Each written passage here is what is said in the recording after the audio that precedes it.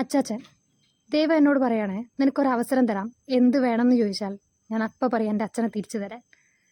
2009 April 14 ഒരു വിഷുദിനത്തിലാണ് കേട്ടോ ഞങ്ങളെ ഒന്നും വിചാരിക്കാത്ത ആ കാര്യം നടക്കുന്നത്. ഇപ്പം ഏറെ 17 കൊല്ലങ്ങളായി. എല്ലാം സന്തോഷവും സമാധാനവും മാത്രം നിറഞ്ഞ ഒരു ഫാമിലി ആയിട്ട് മുന്നോട്ട് പോയിക്കൊണ്ടിരിക്കുമ്പോഴാണ് അച്ചാച്ചനെ മരണം ഉണ്ടായത്. ഇടയ്ക്കിടയ്ക്ക് ഞാൻ ഇവിടേക്ക് കയറുന്നത് എന്തിനാണെന്ന് വെച്ചാൽ എൻ്റെ മനസ്സിലുള്ള വിഷമങ്ങളൊന്ന് താനെ കുറയാനും തണുക്കാനും എനിക്കൊരു എനർജി ഉണ്ടാവാനും എല്ലാ പ്രശ്നങ്ങളും തരണം ചെയ്യാനുള്ള ഒരു കപ്പാസിറ്റി ഒരു ധൈര്യമൊക്കെ എൻ്റെ മനസ്സിൽ വരും.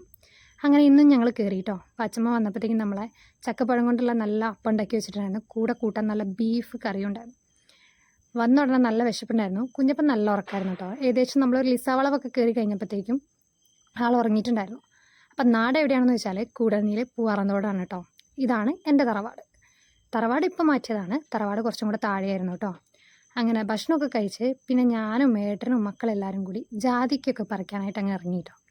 അച്ചമ്മച്ചിക്ക് കാല് വയ്യാത്തത് കൊണ്ടേ ഇപ്പോൾ ജാതിക്കൊക്കെ ഇവളാണ് പറിച്ചു കൊടുക്കാറുള്ളത്. അപ്പം ഏട്ടനും ഞാനും ഒക്കെ കൂടി അതങ്ങ് പറിച്ചു കൊടുത്തു. അപ്പോഴത്തേക്കും ആൻറ്റി നല്ല പഴുത്ത മാങ്ങയും കൊണ്ട് വന്നു കേട്ടോ. ഇതൊക്കെ ഒരു പണ്ടത്തെ ഒരു ഓർമ്മയാട്ടോ. മാങ്ങയൊന്നും ഞങ്ങൾ ചെത്തി കഴിക്കാറേ ഇല്ല. ഇങ്ങനെ പറിക്കുക, കഴുകുക, അങ്ങനെ തന്നെ കഴിക്കുക. കഴിക്കുമ്പോൾ പുഴു ഉണ്ടോയെന്നൊന്ന് ചെക്ക് ചെയ്യുക, അത്ര മാത്രമേ ഉണ്ടായിരുന്നു. പേരക്ക, ജാതിക്ക, കൊക്കോ, അങ്ങനെ തുടങ്ങിയിട്ടുള്ള ചക്കപ്പഴം, അതൊക്കെയായിരുന്നു പ്രധാനമായിട്ടുള്ള ഭക്ഷണം കേട്ടോ.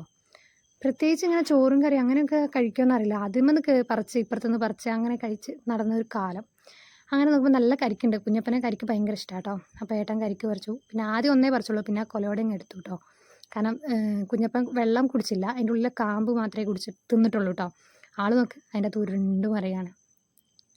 അച്ചാച്ചൻ എന്ന് പറയുന്നതില്ലേ, ഞങ്ങൾ ചെറുപ്പം പോലെ അച്ഛനെ അച്ചാച്ചാന്നാണ് വിളിച്ചിട്ടുണ്ടായിരുന്നത്. ആ വിളി ആരും തിരുത്തിയിട്ടുണ്ടായിരുന്നില്ല കേട്ടോ.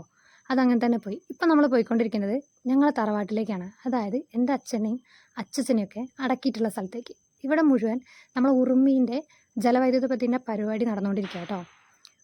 ഇത് നമ്മളതിന് സ്ഥലം അവരെടുത്ത് അവർ നമുക്കതിനുള്ള പൈസയൊക്കെ തന്നിട്ട് നമ്മൾ വേറെ സ്ഥലങ്ങളൊക്കെ വാങ്ങി എല്ലാവരും ഓരോരോ ഭാഗത്തേക്ക് പോയതാണ്.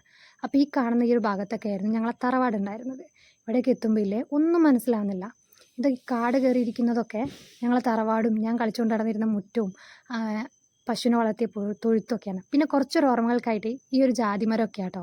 കാരണം എന്താ വെച്ചാൽ ഇതിലൊക്കെ കയറിയിരുന്നും ആടി മുഞ്ഞാൽ കെട്ടിയൊക്കെ തന്നെ എനിക്ക് നല്ല ഓർമ്മയുണ്ട്. അതൊക്കെയേ ഉള്ളൂ കേട്ടോ. പിന്നീട് അങ്ങോട്ട് തറവാട്ടിലെ കുറേ കാര്യങ്ങളൊന്നും എനിക്ക് ഓർമ്മയില്ല. കാരണം ഞാൻ ചെറുപ്പം പോലെ അമ്മ വീട്ടിലായിരുന്നു. വരുമ്പോഴുള്ള ഒരു ഓർമ്മ മാത്രമേ ഉണ്ടായിരുന്നുള്ളൂ. കഴിഞ്ഞ് നമ്മളെ വോട്ടെടുപ്പിൻ്റെ അന്ന് രാത്രിയാണ് അവിടെ കടുവ ഇറങ്ങിയിട്ടുണ്ടായിരുന്നത്. ഇത് കടുവ അവിടുത്തെ CCTVയിൽ എന്തോ കണ്ടിട്ടുണ്ടായിരുന്നു, ഈ ഒരു ഭാഗത്തുനിന്ന് വന്നതായിട്ടുള്ളത്.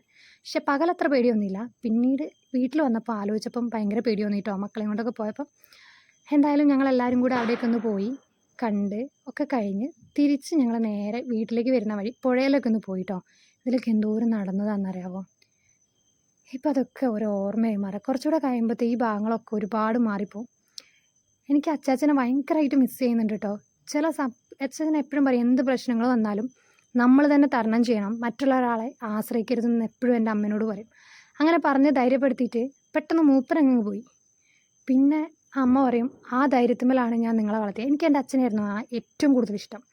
എൻ്റെ കല്യാണമൊക്കെ കഴിഞ്ഞ് മക്കളും പ്രാരാബ്ദവും കാര്യങ്ങളൊക്കെ ആയപ്പോഴാണ് എനിക്ക് മനസ്സിലായത് എൻ്റെ അമ്മ ഞങ്ങളെ എത്രത്തോളം സ്ട്രഗിൾ ചെയ്തിട്ടായിരിക്കും വളർത്തിയിട്ടുണ്ടാവുക എന്നുള്ളത്. അച്ഛൻ മരിക്കുമ്പോൾ ഞാൻ 8ാം ക്ലാസ്സിലും എൻ്റെ അനിയൻ 2ാം ക്ലാസ്സിലും. അവിടെ നിന്ന് ഞങ്ങൾ ഇത്രത്തോളം എത്തിച്ച അമ്മേനോടാട്ടോ ഇപ്പം ഞങ്ങൾക്ക് ഏറ്റവും കൂടുതൽ ഇഷ്ടം.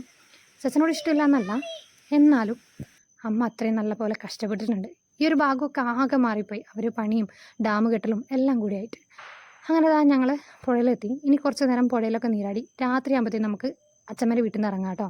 കുഞ്ഞപ്പനെ കുറച്ച് നേരം അമ്മ വെള്ളത്തിലിരുത്തിയിട്ടുണ്ടായിരുന്നു. അപ്പോൾ ഇതൊക്കെയുള്ളൂ കേട്ടോ വിശേഷം. Tata bye bye, see U.